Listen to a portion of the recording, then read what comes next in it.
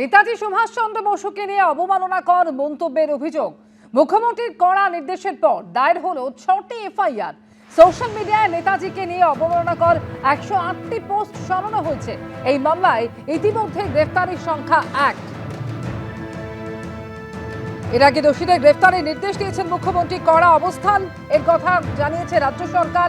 আর এরই মধ্যে নেতাজি সুভাষচন্দ্র বসুকে নিয়ে অবমাননাকর মন্তব্যের অভিযোগে 6টি এফআইআর দায়ের হলো। সোশ্যাল মিডিয়ায় নেতাজিকে নিয়ে অবমাননাকর 108টি পোস্ট সরিয়ে ফেলা হয়েছে। আর এই মামলায় ইতিমধ্যে গ্রেফতারির সংখ্যা দাঁড়িয়েছে 1।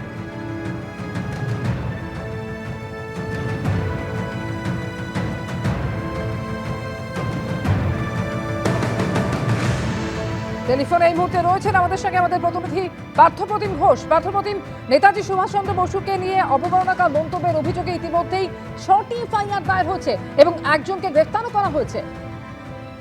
দেখো, তুমি দেখেছিলে যে কয়েকদিন ধরে নেতাজি সুভাষচন্দ্র বসুকে নিয়ে যে অবমাননাকর পোস্ট আসছিল, বিভিন্ন মন্তব্য আসছিল এবং তারপরেই গতকালকে মুখ্যমন্ত্রী শুভেন্দু অধিকারী তিনি কড়া বার্তা বা নির্দেশ দেন এবং সেই নির্দেশের পর রাজ্য পুলিশ 6টি এফআইআর দায়ের করেছে এবং যার মধ্যে একজনকে গ্রেপ্তারও করা হয়েছে।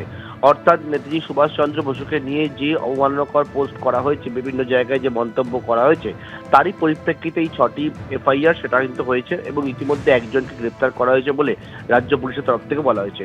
অন্যদিকে সোশ্যাল মিডিয়াতে এরকম একাধিক যে পোস্ট ছিল তার মধ্যে প্রায় 108খানা পোস্ট সেগুলো কিন্তু সরানো হয়েছে এবং পুলিশের তরফ থেকে বলা হয়েছে যে বিষয়টি সেটা হচ্ছে যে আরও তারা বিভিন্ন দিকগুলো খতিয়ে দেখছে এবং যাদের বিরুদ্ধে এফআইআর হয়েছে তাদের বিরুদ্ধে যথোপযুক্ত আইনানুগ ব্যবস্থা নেওয়া হবে বলে রাজ্য পুলিশের তরফ থেকে জানানো হয়েছে।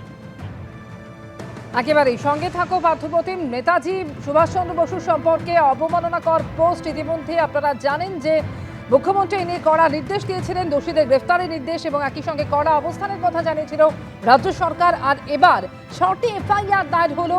সোশ্যাল মিডিয়ায় নেতাজিকে নিয়ে অবমাননাকর 108টি পোস্ট সরিয়ে ফেলা হয়েছে। আর এই মামলায় ইতিমধ্যে একজনকে গ্রেফতারও করা হয়েছে।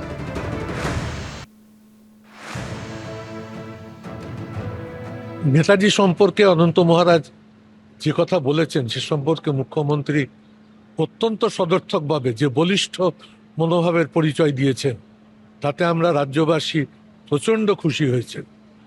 আমরা এটুকু নিশ্চয়ই বলতে পারবো, নেতাজি সুভাষচন্দ্র বসু এবং বাংলার এবং বাঙালি শুধু নয় দেশবাসীর মধ্যে যে আত্মিক যোগ, একে যথার্থভাবে যদি সঠিক সময় মুখ্যমন্ত্রী পদক্ষেপ নিয়ে এদেরকে শায়েস্তা করতে পারেন তাহলে বাংলার মানুষ তাকে ধন্য ধন্য করবেন এবং আমাদের বিশ্বাস শুভেন্দু অধিকারী এটা করতে সক্ষম হবে।